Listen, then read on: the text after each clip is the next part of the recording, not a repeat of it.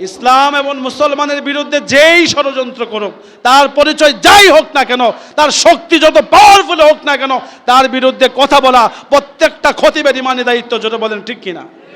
গোটা পৃথিবীতে মুসলিম নিধনের যতগুলো সংগঠন আছে, গোটা পৃথিবীতে মুসলিমকে শোষণ করার যতগুলো সংগঠন আছে, তার মধ্যে সবচাইতে ভয়ঙ্কর টেরোরিস্ট সংগঠন হলো ইসকন নামক সংগঠন।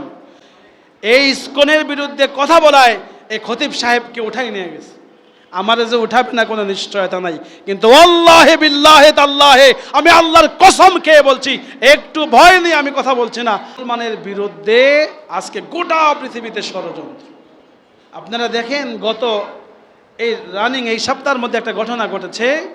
এক ইমাম সাহেব মসজিদের মিম্বরে বসে ইসকনের বিরুদ্ধে কথা বলেছে। কিসের বিরুদ্ধে? ইসকন হিন্দুদের একটা সংগঠন। গোটা পৃথিবীতে মুসলিম নিধনের যতগুলো সংগঠন আছে, গোটা পৃথিবীতে মুসলিমকে শোষণ করার যতগুলো সংগঠন আছে, তার মধ্যে সবচাইতে ভয়ঙ্কর টেরোরিস্ট সংগঠন হলো ইসকন নামক সংগঠন। এই ইসকনের বিরুদ্ধে কথা বলায় এই খতিব সাহেবকে উঠাই নিয়ে গেছে। আমার যে উঠাবে না কোনো নিশ্চয়তা নাই, কিন্তু আল্লাহে বিল্লাহে তাল্লাহে আমি আল্লাহর কসম খেয়ে বলছি, একটু ভয় নেই, আমি কথা বলছি না। আমার এই কথাগুলো মিডিয়াতে যাবে, কথা বলতেই হবে। জোরে বলেন ঠিক কিনা? ইসলাম এবং মুসলমানের বিরুদ্ধে যেই ষড়যন্ত্র করুক, তার পরিচয় যাই হোক না কেন, তার শক্তি যত পাওয়ারফুল হোক না কেন, তার বিরুদ্ধে কথা বলা প্রত্যেকটা খতিবের ইমানি দায়িত্ব। জোরে বলেন ঠিক কিনা? কোনো খতিব যদি কথা বলতে না পারে, বুঝতে হবে ওটা বোবা শয়তান, বুঝতে হবে ওটা মানুষ পূজারী, বুঝতে হবে ওটা ক্ষমতা লোভী, বুঝতে হবে ওটা চাকরি লোভী। জোরে বলেন ঠিক কিনা? আমরা সরকারকে বলতে চাই, আপনারা ইসকনকে থামান, তারা তাদের ধর্মীয় কাজ করুক, আমাদের কোনো বাধা নাই। এই যে আপনাদের পাড়ায় হিন্দু আছে, কোনো সংঘাত হয়েছে? ওরা ওদের পূজা পার্বণ ওদের মতো করে, মুসলমানেরা তাদের নামাজ আল্লাহ বিল্লাহ মুসলমানের মতো করে, কোনো বাধা আছে? তা তুমি কেন আমার ধর্মের বিরুদ্ধে ষড়যন্ত্র করতে চাও? তুমি কেন আমার ধর্মের বিরুদ্ধে তোমাদের লোককে সেট করো যে ইসলামকে বিনাশ করতে হবে? আল্লাহ আমাদেরকে হেফাজত করুক, বলে না আমিন। আল্লাহ আমাদেরকে হেফাজত করুক, বলে না আমিন। গোটা পৃথিবীর মুসলমানদেরকে এক এবং ন্যাক হয়ে বিভেদের সমস্ত দেয়ালকে ছিন্ন করে দিয়ে আমরা যেন আগামীর বাংলাদেশকে ইসলামী একটি সোনালী বাংলাদেশ উপহার দিতে পারি। আমাদের হৃদয়ে যেন ধারণ হয় মুহাম্মদুর রাসূলুল্লাহর ভালোবাসা। আমরা যেন পথ চলি আল্লাহর কোরআনকে আল্লাহর কোরআনের রজ্জুকে আঁকড়ে ধরে আগামীর জীবনটা সুন্দর হয়ে যাক, দুঃখ দুর্দশা জ্বালা যন্ত্রণা মুছে যাক। জোরে জোরে কোরআন পড়ে। মদিনার নবী, কামলেওয়ালা নবী, উম্মতের পাগল পারা নবী, উম্মতের দরদি নবী ওমর রাদিয়াল্লাহু তাআলা আনহুকে বললেন, ওমর রে, আমার আব্দুল্লাহ রে বাধা দিও না। আমার এই আব্দুল্লাহ ইসলাম গ্রহণ করার জন্য নিজের সব সহায় সম্পত্তি থেকে বঞ্চিত হয়েছে। আমি এমনকি আব্দুল্লাহর পরনের পোশাকটা পর্যন্ত খুলে রাখা হয়েছে।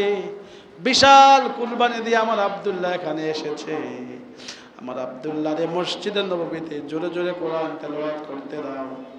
তারিখের কিতাবে এসেছে, এ আব্দুল্লাহ যখন মারা যায়, স্বয়ং রাসূলুল্লাহ আব্দুল্লাহর লাশ মোবারকটাকে মাটির মধ্যে রেখেছে। বলেন সুবহানাল্লাহ।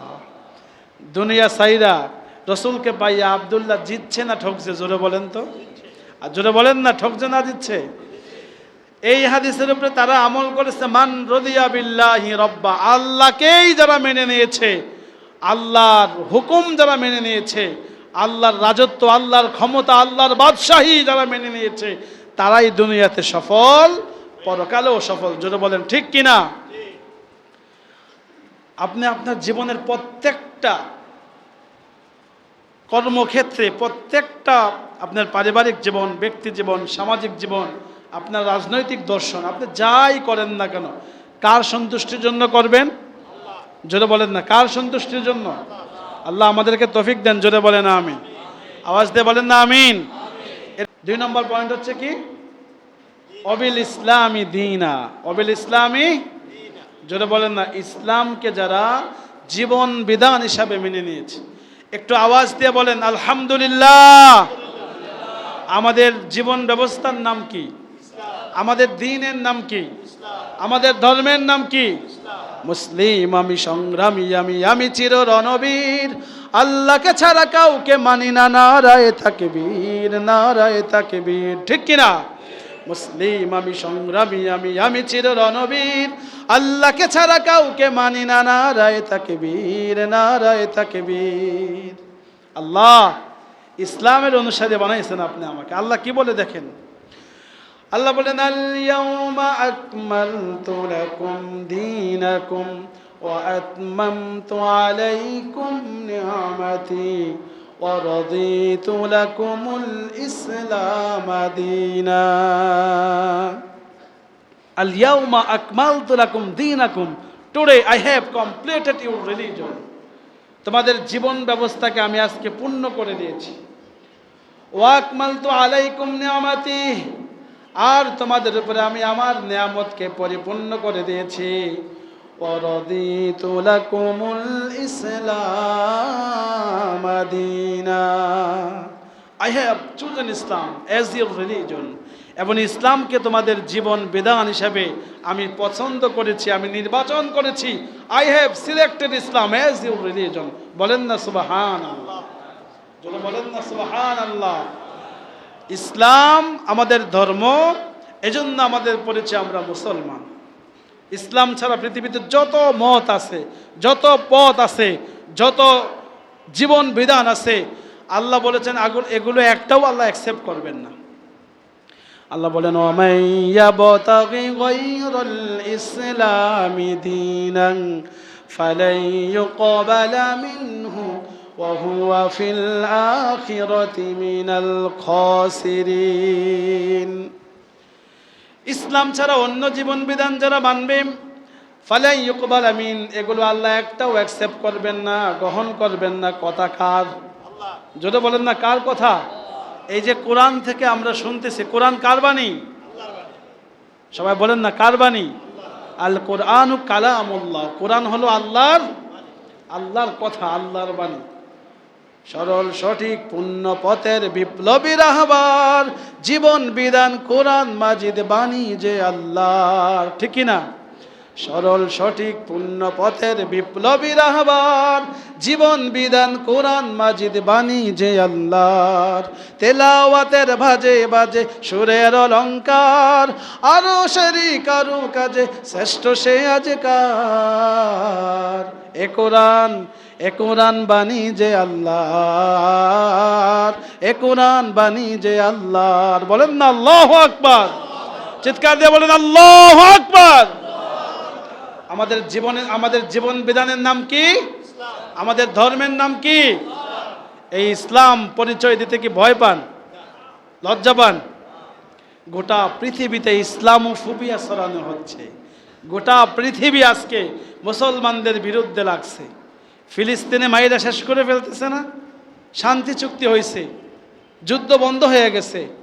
ফিলিস্তিনের ঘর হারা, বাড়ি হারা, মা হারা, বাবা হারা, নিঃস্ব, অসহায়, হাত হারা, চোখ হারানো, কান হারানো, পা হারানো মানুষগুলো এক বুক আশা নিয়ে বাড়িতে ফিরেছে।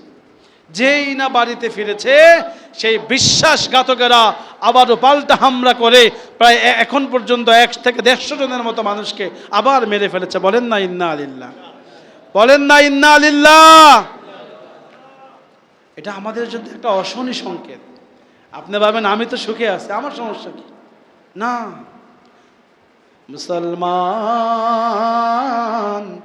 তুমি তো মুসলমান। হে যুবক, তুমি বাঙালি হও কিংবা ইন্ডিয়ান, কিংবা জার্মান, জাপানি কিংবা চাইনিজ, রাশিয়ান, স্পেনিশ, ডেনিশ, ফরাসি কিংবা ব্রিটিশ, আমেরিকান, আরবি, আজমি, ইরানি, তুরানি, তুর্কি বা আফগান, মুসলমান তুমি তো মুসলমান। ঠিক কিনা? তুমি সাদা হও কিংবা কালা হও, দেখো রক্ত তোমার লাল। জোরে বলেন না ঠিক কিনা? তুমি সাদা হও কিংবা কালা হও, দেখো রক্ত তোমার লাল। কাছে রাহো কিংবা দূরে রাহো, তবু কাবাই তোমার ঘর। ঠিক কিনা? সুখী হও কিংবা দুঃখী হও, দেখো ঈমান নির্ভেজাল। স্লোগানে তোমার কেঁপে ওঠে আজ পৃথিবীটা থর থর। মৃত্যু তোমায় জানাই সালাম, দূরে থাকে শয়তান। মুসলমান মুসলমান তুমি তো মুসলমান। আমার আপনার বড় পরিচয় কি? আমরা সবাই জোরে বলেন না কি? এই মুসলমানের বিরুদ্ধে আজকে গোটা পৃথিবীতে ষড়যন্ত্র। আমাদের লিডার হবেন, আমাদের নেতা হবে মুহাম্মাদুর রাসূলুল্লাহ। আপনি দল যেটাই করেন, আপনি জামাত করেন আর হেফাজত করেন, আওয়ামী লীগ বিএনপি যা আল্লাহকে করেন, নেতা মানতে হবে মুহাম্মাদুর রাসূলুল্লাহকে। অন্য কাউকে নেতা মানলে আপনার ঈমান থাকবে না, অন্য নেতার পূজা করলে আপনার ঈমান থাকবে না। নেতা মানব মুহাম্মাদুর রাসূলুল্লাহ। আমার নেতা বিশ্বনবী মুস্তাফা। আল্লাহ তাআলা যেন এই রসুলের ভালোবাসা দিয়ে আমাদের জীবনকে সাজায়, জোরে বলেন আমিন।